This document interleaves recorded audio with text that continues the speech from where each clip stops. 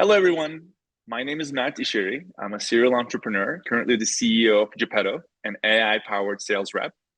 In my previous life, I built another healthcare technology company called SwipeSense, which got successfully acquired by SE Johnson. And I've had early stage investor roles at Matt Venture Partners and Techstars.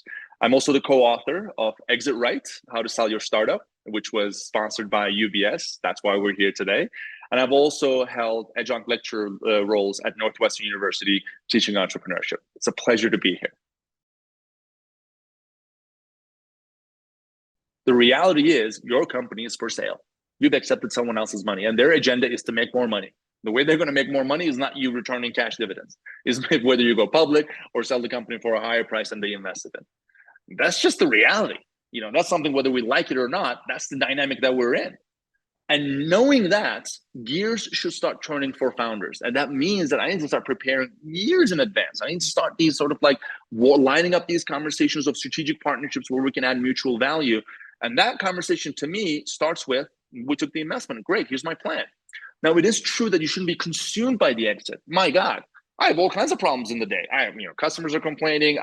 This person is leaving that I didn't realize. This customer just said they want this feature that we're not quite ready for. Like, there's day-to-day problems that, of course, require your time and attention. You can't just be in your corner office thinking about, man, I'm going to buy this car when I sell the company. Like, that's not what I'm talking about. Like, you shouldn't be preparing in that way in terms of just like obsessing with what this exit is going to be. But you should always be hunting for those strategic rationales, always. And that happens years in advance. That's irregardless of the market conditions. And once that rationale is strong enough, and that rationale might come to sort of like rise in priority when the conditions are actually like further down. Like, for example, let's say you have a solution that really improves profitability for a business. Well, hey, everybody's trying to be cash flow positive right now. Maybe now is the right time for you to do this. And again, that becomes a subset of what that rationale is, what your product, what your company is sort of like destined to do in its best format. That is the larger level point in here. I think you can't be early enough. If you have raised money for your business, if you're a kind of company that has ingested investment at some point in its life cycle, you're for sale. And you should start that process whenever that moment happens. In Exit Right, we talk about this moment that startups experience. It's called the local maximum. It just means that things are going well for your startup. Like, you're still growing, you're hitting your milestones. But as you see in the horizon, you see, challenges ahead, mountains to climb. This could be competitors are emerging, customers are getting harder to, higher customer acquisition costs, or there's a big technology leap that needs to happen in the next year or two. In other words, you're going to need more resources. A lot of times founders, especially in high-tech companies like mine, that's a moment where you ask yourself, okay, should we fundraise? Should we get more capital? Should we raise our pricing, get more capital from our customers? We strongly believe that that's also a great moment to ask, is there a partnership opportunity for our business? And I like to think of the exit as sort of that strategic partnership. I'm using these terms interchangeably in here. And all that means is that maybe the journey ahead is easier with a partner, that like there's going to be more, the 1 + 1 = 100. We had one of those moments in 2019. Now, in hindsight, it looks like we kind of saw the coming of COVID-19. Like we had no idea. This was the summer of 19. Our sales were growing, and my small like fledgling healthcare technology company finally figured out like how to get repeatable customers. I had this meeting with my board where we had an honest conversation about, the options ahead. Should we raise more capital? Should we go back to existing investors? Hey, we have some inbound interest. Should we explore these opportunities for an exit? And at that point, it had been 8 years. And I didn't realize it then. But I think every CEO deep down kind of like has a preferred outcome, and they sort of like steer their board in that direction. And seeing now, like I was just ready to sell. Not just it was the right thing for the business, it was just that I was tired. Like at some point, I think you look at yourself and say, look, I love this thing. This is really meaningful for me. But like, I think this is the moment. And I just knew in my heart of hearts that we needed to sort of find this place that could get SwipeSense to its next level. And, SwipeSense, my first company, it had been the most meaningful thing I'd ever done in my life. Like, I'd spent my 20s building this company with my close friends, people that I admire. We raised a lot of capital from investors that I deeply respect, that I still have great relationships with. And it was this like emotional decision to say, okay, I think now is the time. Now, we did have existing relationships. What it made this whole process a whole lot easier is that we had companies that had sort of like raised their hand over the years and said, hey, are you interested in exit? Are you interested in acquisition? And I always kept those relationships warm. So that when we actually started the process, there were people who were on the other side who were ready to jump right in. And that's why it's so important that this isn't sort of like a cold, one day you decide to sell your company and like that's that.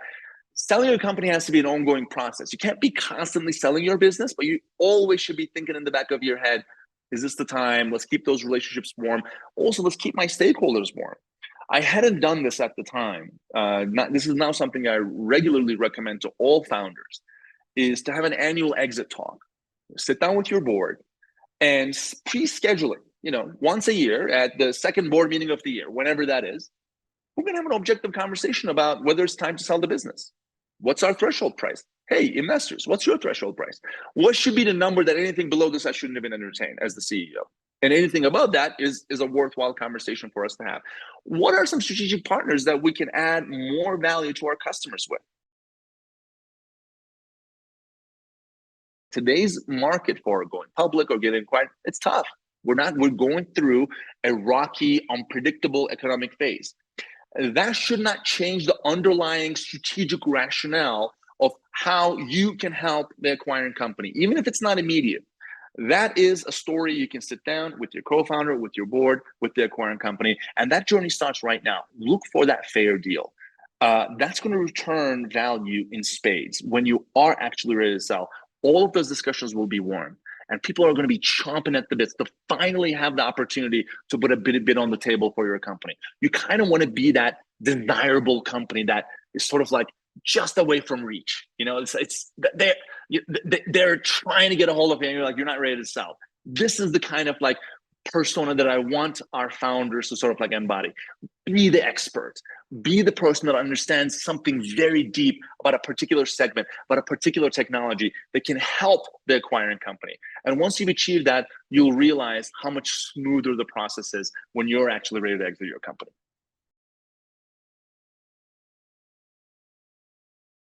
Put the acquiring company first. What I mean by that is so many times entrepreneurs, because look, for a very good reason, you've been obsessed with this business for 10 years. Of course, you know all your metrics. Of course, you know everything that your product can do. You know all your features. You know all the little things that you can do that no one else can do. I have some news for you. Nobody cares. Nobody cares that you went from 5 million to 10 million last year. If a company is making $1 billion a year, that's like dropping a bucket for them. What you've achieved by yourself is not significant. Hard to hear.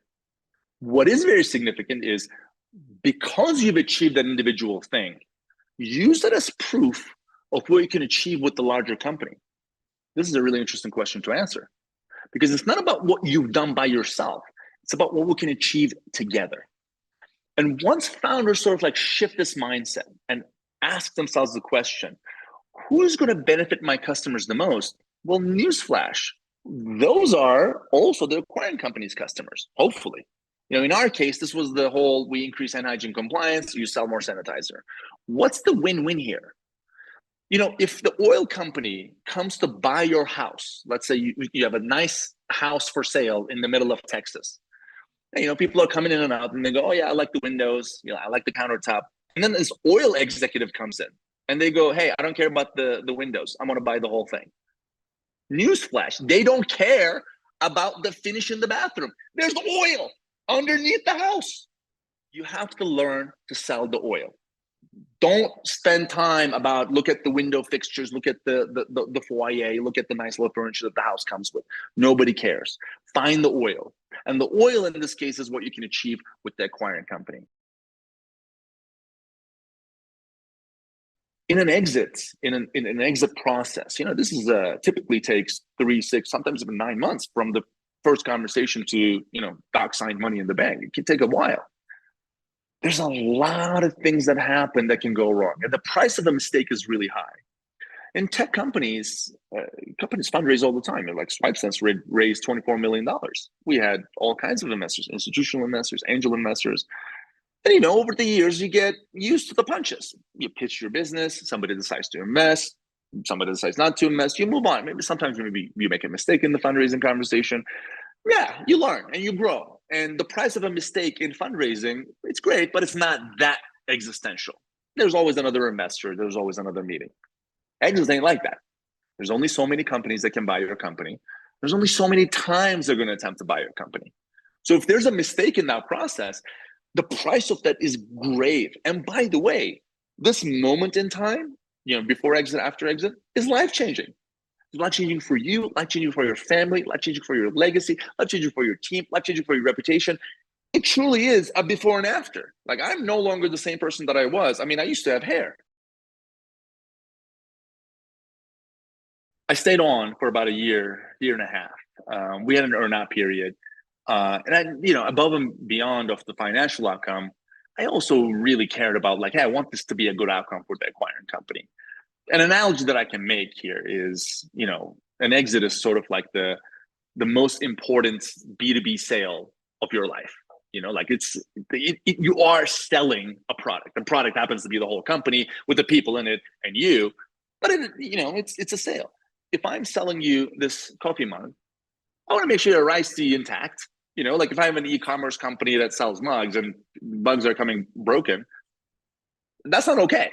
As an entrepreneur, I feel the burden of that. Wait a minute, you pay for something, I want to make sure you're taken care of. You're buying a company, I want to make sure that it's right for you. I want to make sure the integration is done right. I want to make sure that the people are taken care of. And it's bi-directional. Yeah, I want to make sure that your priorities are met acquiring a company, but hey, team, you came along for the ride. I want to make sure that y'all are taken care of as well. I want to make sure that you're continuing to grow. And that took about a year and a half to make sure that was done right. But I think about 6 months in, I knew, what I'm doing. This is not my home. Large company is really different than being part of a startup. You have different priorities. Decisions get made slower. There's a hierarchy that you have to sort of respect and honor. And above and beyond, I knew my zone of genius was in that early ambiguous phase where you're playing offense as a company. You're trying to capture value. You're trying to create something that didn't exist before. And the things that make you good at that, empathy, agility, being able to make decisions fast, being willing to kill off things that didn't work very quickly and not be attached to them. You're much more of a creator. You're much more of an artist, like a business artist, if you will. And you're trying to sort of create this and express this thing that hasn't been expressed before. For larger companies, that's death. You can't run a $10 billion per year business with that kind of quick decision making. You're playing a game of defense. I always wanted to write. I love books. I love reading them. I love writing little articles, whatever. I knew that was going to be something I wanted to do. Exit Right came around. Okay, check, that's done. Then I wanted to be, let me invest. Let me invest in early stage companies. Let me share my wisdom with them. I've done this now. I can help so many other people. Let me do that for a little bit. And I did that. Then I was like, you know what I really want to do? I want to have a startup studio where I don't just do one company. I do one company a month. I'm so good at this now. I can create a little factory of startups. Let's go. Steve Jobs just came back from the dead, the world. Let's make this happen. I was talking about all this to myself. I started doing a lot of little companies with a lot of people that I that I admired, that I wanted to have little projects with. So I did that for a little bit. Then I was like, you know what? That's not enough for me. Let me go actually teach at a prestigious university, at Northwestern University. I want that as validation. I did all these little things. All of that was trying to fill a startup-sized hole in my heart. Because in my heart, all I wanted was to run another company, to build another business. So obvious that that's what I wanted. I did all these things that were adjacent to actually running a company. But the reality is, what I really wanted to do was operate again, because that's what we do as entrepreneurs. It's not for the money. It's not for the power or the recognition. It's for creating something new. That's our obsession. That's why we're kind of crazy to go back into the arena over and over again and build something that matters. That's the best way in my mind for us to spend our limited time on this earth, especially if you've been given the gifts and the responsibility that comes with those gifts of the power of being an entrepreneur. Entrepreneurship is hard. As valuable as that is, as meaningful as that is, so a difficult journey. There's so many things that go like wrong along the way. And that's exactly what I ended up doing. Like 3 years after the exit, I'm running another company right now called Geppetto. We're helping other entrepreneurs sell more of their products using ChatGPT. And it's amazing. I mean, it's amazing and horrible at the same time. We have all kinds of problems, but it's amazing. Like, I love it. I feel more alive than I've ever felt since the exit. There was that real feeling of like postpartum depression when the exit happened. The company gets acquired. Who am I? What am I good at anymore? I spent 10 years building this thing. What am I without it? Like so much of my identity is tied to that leadership role, that outcome. And there's so much validation that comes with that. But I think I sort of like rediscovered sort of my true identity as a serial entrepreneur. And I'm so happy right now. I stepped down from like all my board responsibilities. I'm no longer investing. I'm just like all in on like doing this. And I couldn't be happier.